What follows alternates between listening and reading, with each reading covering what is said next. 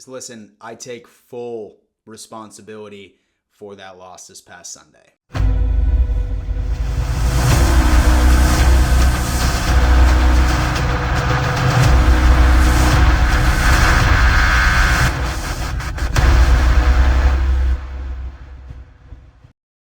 Yo ho ho, Don Mafia. Let me tell you what, I have never considered therapy before, but I think this past Sunday was the straw that broke the camel's back. Ladies and gentlemen, I was wrong. The Buffalo Bills fall to the Jacksonville Jaguars, who got their second win on the season after we lost 9-6. Now, several people, especially Jags fans, maybe some disgruntled Bills fans, they're saying, hey, Dan, it's all because you had that super cocky title. I think I'm finally becoming a believer there, right? I'm not really a superstitious kind of guy. Looking at my past track record, every single time I've dropped one of those titles, we've lost. But at the end of the day, I have a better theory, okay? Through the past 3 years, every single Buffalo Bills game that I have been to, we have lost, okay? It got to a point, I'm becoming such a believer that I was planning on going to Buffalo for the Carolina Panthers game. That, not going there. I was planning on going to Tampa Bay. That, whenever I am near that stadium, the Buffalo Bills lose an absolute heartbreaker. So, on behalf of Bills Mafia, not only am I going to have the most vanilla titles of all time when it comes into these matchup previews, I'm not going to be anywhere near this 53-man roster when it's about time for kickoff, okay?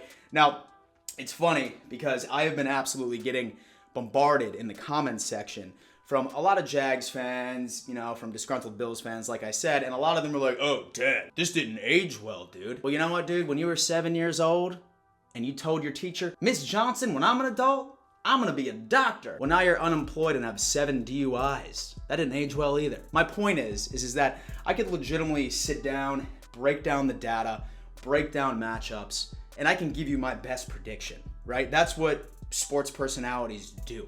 What you can't predict is execution. You point a single person in the sporting world that picked the Jags to win, okay? Then I will legitimately bow down to you. I was wrong. And you know what? I give full responsibility. I'm wrong. I deserve all of the smoke, okay? But my rant's over. Let's start talking about this game.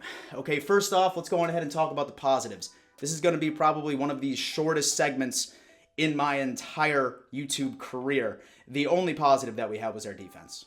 9 points, legitimately looking great out there. Secondary looked great. Jordan Poyer had a great game. Epinesa ended up recording his first sack. And so Mario Addison got a sack. Our defensive line was playing great. Same thing when it comes down to our secondary. We did not allow a single touchdown. Our defense bailed us out.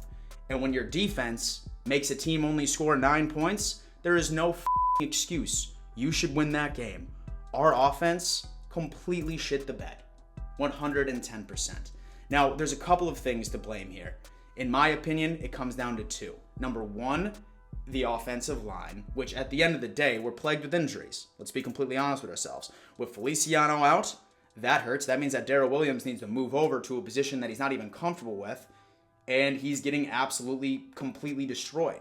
Dion Dawkins, for some reason, he is not the same person that he was last year. And I really think that it has to do with COVID. I think that he's just not the same player. It really affected him, and I'm really hoping that he'll be able to turn it around and he'll get 1 or 2 more steps closer to that recovery. And Spencer Brown, our rookie, who were to know that that guy was such an impact as a rookie? Since he's been out with a back injury, our offensive line has been absolutely terrible. Josh Allen, not our real Josh Allen, the Jags' Josh Allen, completely was picking apart that line the entire day. Josh Allen was seeing pressure all damn day.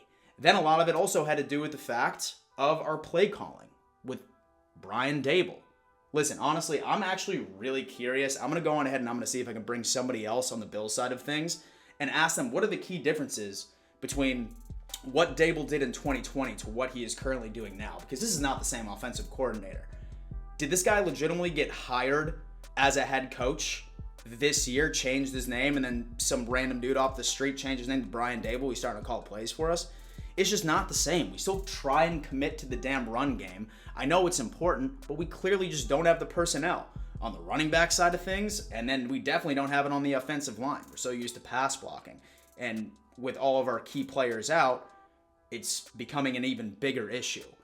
What this game proved to me while I was leaving Jacksonville was we were in desperate need of some offensive line depth. Unfortunately, we're fucked. The trade deadline is over, and there is not an offensive lineman worth a shit that is currently a free agent that can make an immediate impact.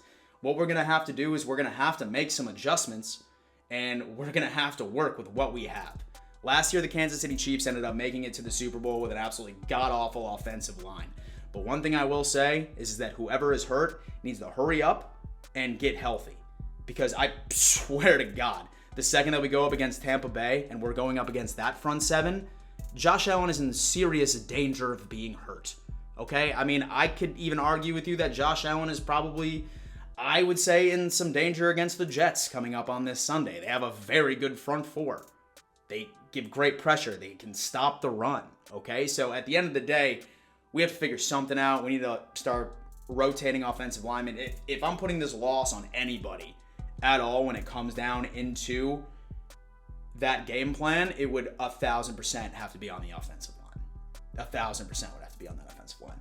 9-6 hurts. It really does. Last time we were in Jacksonville, we absolutely put up a stinker during the playoffs as well. So what are we going to do? The only thing the Buffalo Bills and Bills Mafia can do is, you know what? Take the smoke. We deserve it. We were cocky. We thought that we were going to win. I certainly did. I'm taking the smoke. But now we just need to bounce back. We need to, brush our shoulders off and start getting ready for the Jets game. If this was not enough of a therapy session for you, I am going live tonight at around 7 p.m. EST. Please hop on. I'm planning on having a couple of fans on. I'll go ahead and I'll drop down the Zoom link so we can chat about it.